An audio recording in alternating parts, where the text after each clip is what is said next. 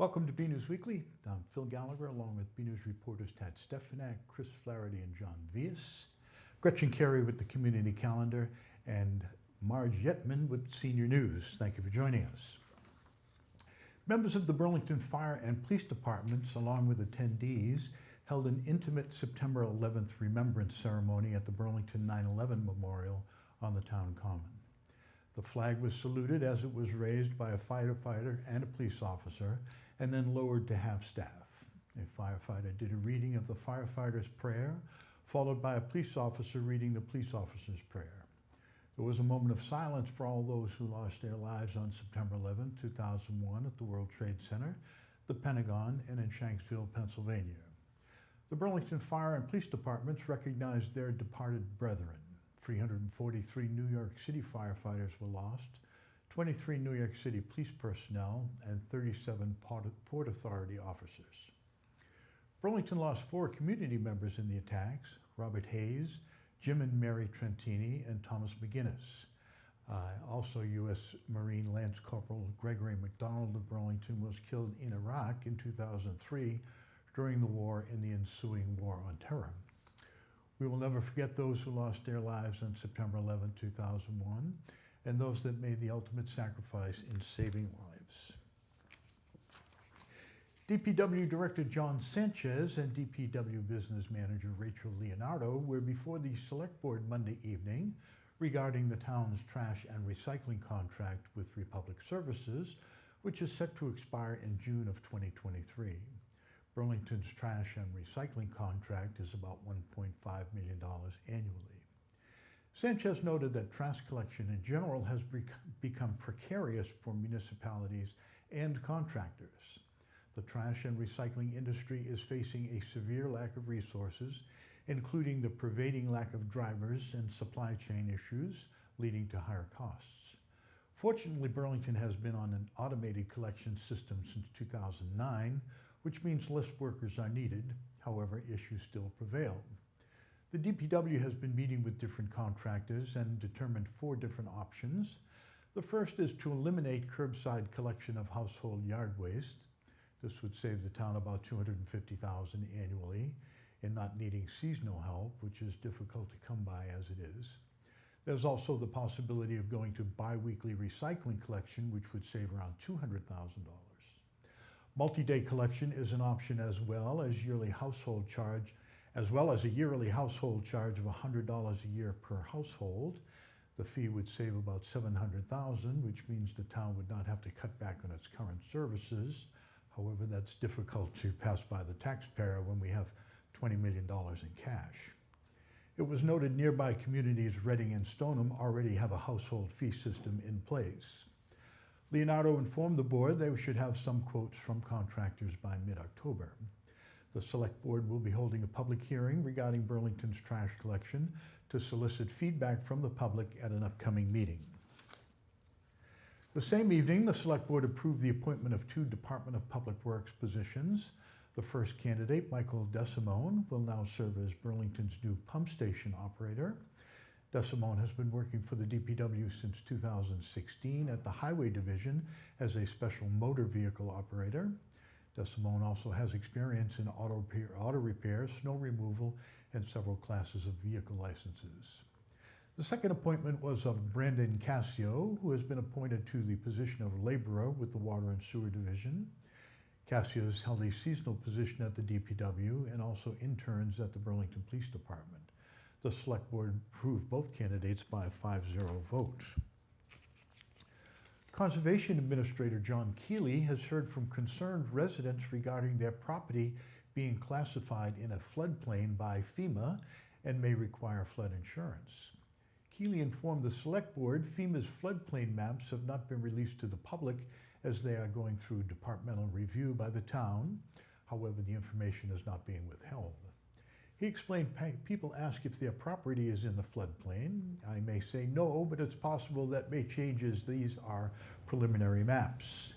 A listing of floodplain maps can be found on the FEMA website or call the Conservation Department at 781-270-1655. Healy stated there are going to be dozens and dozens of residents that will be in the floodplain and may require flood insurance if and when these maps become final. FEMA will be holding a community meeting at the end of 2023 and then have forums in spring of 2024 for the town to give feedback with the goal of making the maps final by 2024. That timetable could be subject to delays. During the first 2 weeks of school, Burlington Public Schools administration has faced several busing issues. Many factors go into the busing of students, including traffic and the number of stops the buses need to make. Director of Operations Bob Kuna explained that the system currently contracts 18 large buses for general education. These buses run on a 3-tier system. So at the middle school, because it's our first run, we have time earlier to leave earlier, but we don't have any flexibility on what time we drop off. The middle tier is locked. We can't drop off early and we can't drop off late. So anything that affects that middle tier impacts the 3rd tier. And again, the high school tier is a little bit shorter than even the Francis Wyman tier, even though they're both in tier 3. So that window is so tight.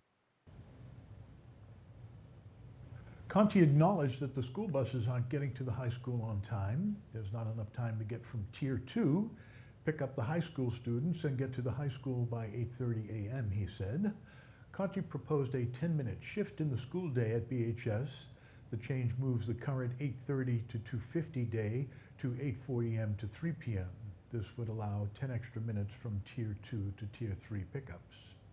While school committee member Christine Monaco voted in favor of the change, she voiced her disappointment. I guess one of the things that bothers me about this whole situation is that we are driving the opening time of school around busing instead of driving busing around the appropriate agreed upon times for school. And I think every time we get in a bus jam, we chase our tails to figure out how we can adjust school times instead of addressing the real problem, which is maybe we need more buses and maybe it'll cost more money, and so be it. Let's do it right. Remarks by saying maybe we need more buses and maybe it will cost more money, so be it. Let's do it right. After much discussion, the school committee voted unanimously to approve the proposed changes. The Burlington Mall is expanding its offerings to shoppers with 2 new designer stores opening this week. Showcase, recognized as home of the hottest trends, has debuted its 125th trend store in the Burlington Mall, Northwest suburban Boston's premier shopping destination, if we do say so ourselves. This marks the 7th of 31 new brick and mortar stores that will open in malls across 12 states this fall, representing the largest and fastest single expansion in the Canadian company's 28-year history. The South Shore Plaza trend store in Braintree opened in August, with 3 additional mass locations scheduled to open in the upcoming weeks in Peabody, Holyoke, and Natick. Founded in Edmonton, Alberta in 1994, Showcase is an award-winning retailer, product developer, and marketer specializing in new and hard-to-find consumer trends in health, beauty, home, toys, novelty, candy, and food. Showcase trend stores are designed to be fun, interactive, and demo-friendly environments. Customers are encouraged to try it before you buy it, with the majority of products open and on display. Additionally, Boston-based home furnishing brand Joss & Main opened its first brick-and-mortar location in the Burlington Mall this week. Joss & Main, a Wayfair Inc. specialty retail brand, brings the ultimate style edit for home, a curated mix of the latest looks and trends in home. The Burlington Mall's Joss & Main is one of 3 locations the company will have in Massachusetts. Wayfair plans to launch additional stores representing all 5 of its brands over the next 2 years. The grand opening took place on the morning of September 15th, and we have a look at this new store. With this store, we truly feel like we are bringing something brand new to the specialty home market. This, given our customer and how she likes to shop, how he or she likes to shop, there is an incredible amount of trend product It is always expressed through our take on those trends. There's vignettes around the store. They mark the perimeter. Those are our hero expressions of the trends that we're most excited about for the season. Right now we're in the fall season, so we've got 4 key trends that we're merchandising and showing in each corner of the store. I think the most special thing about this store and what we wanted to bring to life in a physical format is this beautiful marketplace. So I'm standing in front of the marketplace here. This is full of, small, attainable items where the customer can just explore and discover. Everything in this marketplace you can leave and take home with you. Everything that is not featured in this marketplace, so our larger product, all ships to you fast and free. We truly feel like we've created something, new that has not yet been done in the specialty home market. Jocelyn Main is headquartered in downtown Boston. We knew that for our first store, we wanted it to be close by. There's a tremendous amount of work that goes into opening any store, but certainly for our first foray into the physical retail format, we knew the store would be somewhere in Massachusetts. We love Burlington Mall. There are so many great co-tenants in this space. A lot of, the people that we look to, for inspiration and retailers that we admire. And so when this space became available, we knew we couldn't pass it up.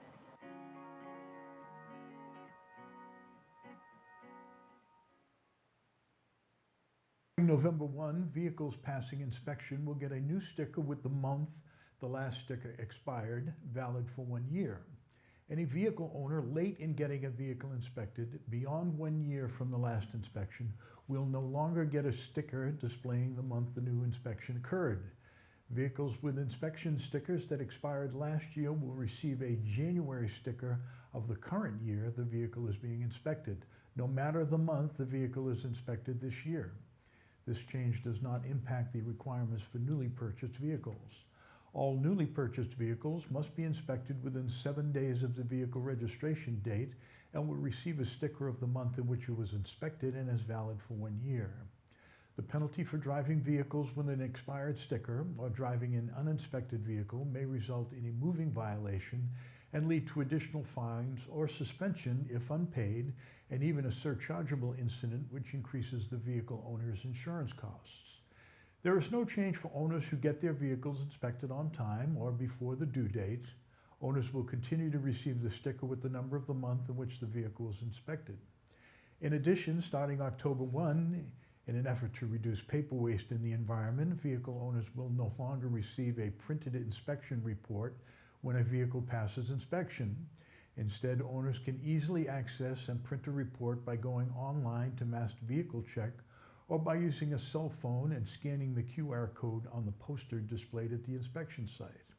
If a vehicle fails the inspection, the owner will be provided with a printed vehicle inspection report by the station. Last week on September 8th, the first Community Beer Garden Thursday of this month was held at the new Pocket Park in Town Center. It was an opportunity for residents to enjoy a cold drink with friends and catch a glimpse of what small businesses in Burlington have to offer. BNEWS Director John Vies talked to Economic Development Director Melissa Tintikalis on the beer gardens and how they play a role in the town's placemaking efforts.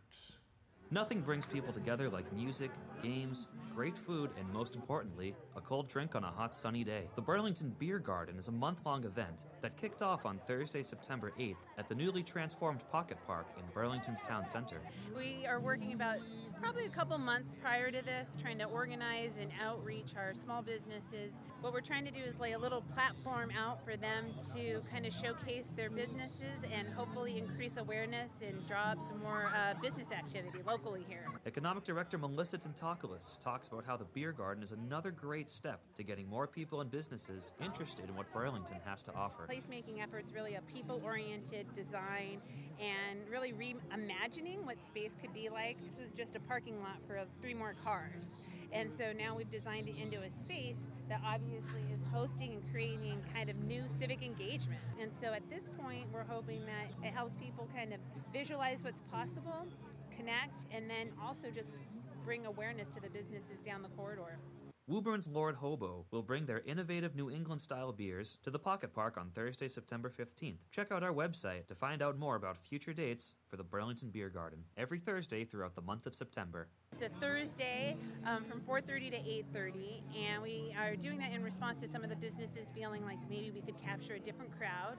So it is a little bit of a pilot, but so far so good. We have a good turnout, a strong turnout right here before 5 o'clock where not everyone's even out of work yet. I mean, you never think of having like a beer garden here, but look at us today. It's our second event, and it's so impressive. So kudos to economic development for putting this together. It's an awesome thing.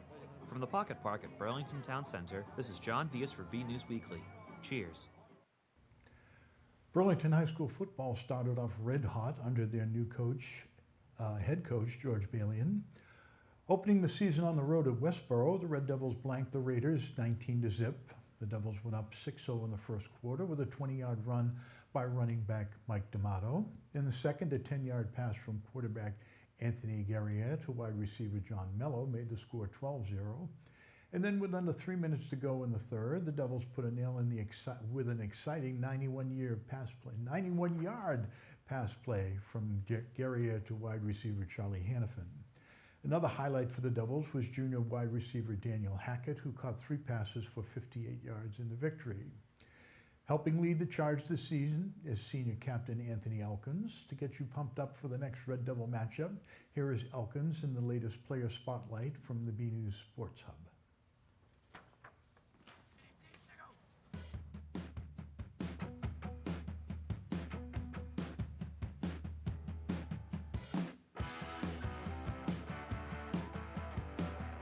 Hi, my name is Anthony Elkins. This is the Player Spotlight. It's great to lead the team. You know, they elected me to lead this team, and it's going great so far. Everyone's bringing the energy every single day, so all we can do now is work hard, train and practice, and never give up. I'm playing O-line, and I'm playing defensive end. I played this position since my sophomore year, and I've been starting since my sophomore year, so continuing playing these positions is really good. Defense, because I can just hit people. You know, I can't do that a lot. And I like playing offense because it's just trust. You got to trust the other guys on the line. Captain's been fantastic. They've been nothing but, they showed great leadership this year. They took control of the weight room in the off season. They got all the kids together. They promoted the belts for school spirit. They just helped me out. They're like another coach because they've just been helping me out so much. I can't speak enough great things about them. They've just been superb. We have a lot of trust in our coach. You know, he comes out here every single day with new plays, everything that we need to win. And we trust him a lot. We trust all our other coaches a lot.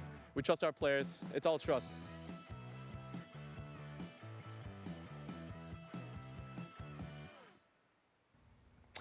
The home opener for the Red Devils is against our Wynn Street rival, Woburn Memorial High, on Friday, September 16th.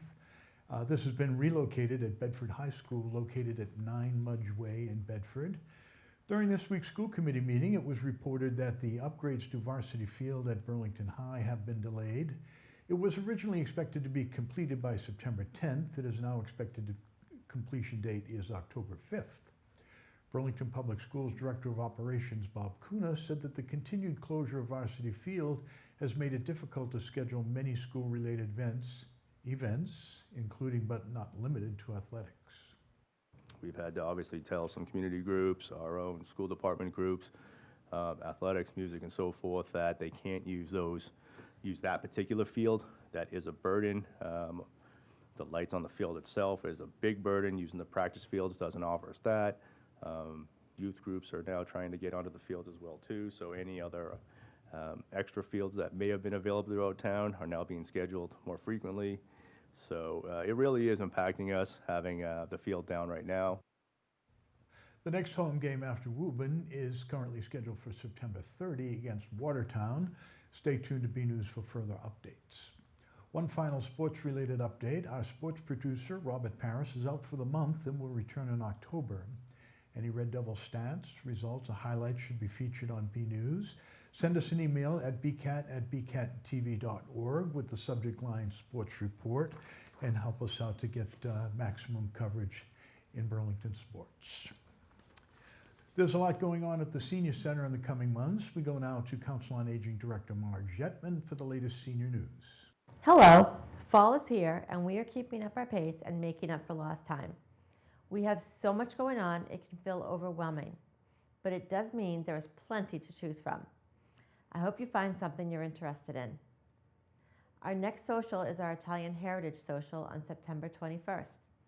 Come learn a little bit about Italy, have some Italian treats, and socialize with your friends. You don't have to be Italian to come. Later in the afternoon, we have the movie Tootsie along with some pizza. Call to reserve a spot. The cost is $5 to cover the pizza. On Thursday the 22nd, Joy Marzoff of Joy of Nature will be here to talk about the beautiful Bahamas with photographs from her trip to the Bahamas. Ruby Murphy, District Aide to Congressman Seth Moulton, will have office hours on the 27th. Atria will be serving us lunch on September 27th, for which you must reserve a spot as it will fill up quickly. Dr. Mike Stair from Orthopedics Plus and Spectrum Fitness will be here on the 28th to talk about fitness facts and fallacies. And also on the 28th, we will celebrate Senior Center Month with an open house where you can meet the staff and learn about the different activities and services that we provide. We will also have our creative participants show off some of their artwork. The 29th brings another ice cream social, and on October 5th, we will have someone from Shine here to talk about cost-saving strategies for Medicare recipients. Open enrollment will also be covered and dinner will be provided. On October 12th, we will have a documentary, Cycle of Memory, with a discussion afterwards. We will serve dinner, probably pizza as well, so please make sure you RSVP. There will be no limits on either the Shine dinner or the Cycle of Memory dinner, but we do need to make sure we have enough for everyone to eat, so please call or visit the front desk to sign up. Also on October 12th, in the afternoon, we will celebrate Oktoberfest with Big Smile Entertainment, pretzels, and some kind of beer substitute. We also have our first bereavement group meeting post-pandemic on the morning of October 12th. The last 3 years have been tough, with a lot of losses, and bringing back the bereavement group is long overdue. We are still partnering with SNAP, so even if you didn't do your original application with us, we can have you sign a form, and then we can help you with your account, answer questions about your account, or even help you recertify each year. Also, fuel assistance season is here, and we are in the process of helping folks recertify for fuel assistance. They will be opening up for new applications in a few weeks, so please give us a call if you're having trouble making ends meet. That's all for now. I hope to see you at the Senior Center. In breaking news today, Burlington planner Kristen Kasner is resigning her position to run for state rep in the general election up in her hometown. We'll have a more complete report on that next week. BNEWS weatherman Peter Brown is out this week, so we go now to BNEWS reporter John Vias for a look at the change in temperatures as we march towards the end of September. We'll also check out the community calendar with Gretchen Carey to see what's happening in Burlington. Hello and welcome to your BNEWS Weekly Weather Report. John Vias here, filling in for Peter Brown, who is out this week. We're starting off partly cloudy on Friday with a high of 74 degrees and a low of 46. Similar to Saturday, where the high 74 stays the same but with a low of 61. Sunday will give us some afternoon showers with a high of 85 and a low 59. And that'll turn into rain on Monday with a high 70 and a low 61. The showers continue on Tuesday with a high 72 and a low 56. And the rain will clear up on Wednesday, but will still be partly cloudy with a high 71 and a low 61. And finally, the showers come back on Thursday with a high 79 and a low 56. And that's all for your BNEWS Weekly Weather Report. I'm John Vias, saying as Peter Brown always does, get out there, enjoy the weather, and have a great week.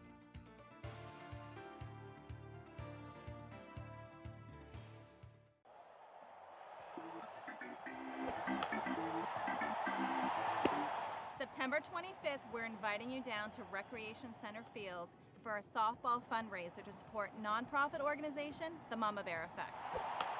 Come and see the Burlington Fire Department destroy the Burlington Police Department on this softball field. Actually, we'd like you to come down, support the police, wear your blue, and watch the police department finally dismantle the fire department. We can't get them at golf. We're going to get them at softball. No matter who you root for, come on down at 1 o'clock p.m. This is a free event. We do ask that you register ahead of time on eventbrite.com. We will have a food tent, prizes, raffles, and other fun things for the family. So come on down. And we'll see you there.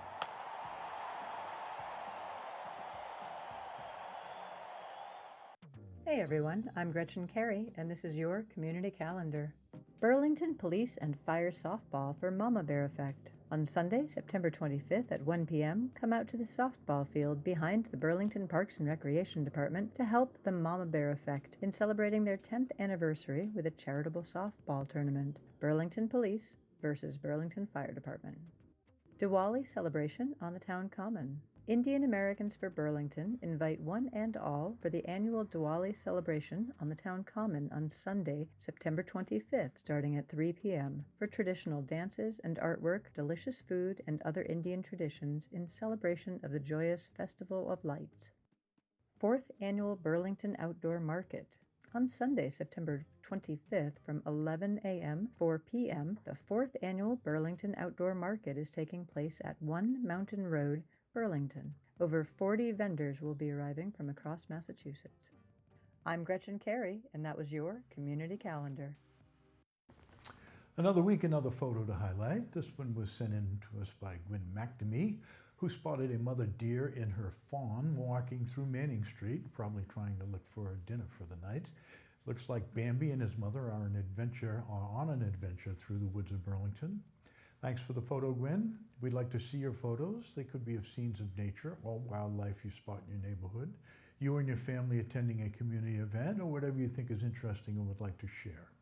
Email your photos to bcat@bcattv.org with the subject line Photo of the Week. And that's it from the news desk here at BNEWS Weekly. I'm Phil Gallagher, along with Tad Stefanak, Chris Flaherty, John Vias, Gretchen Carey, and Marge Yetman. Thank you for joining us.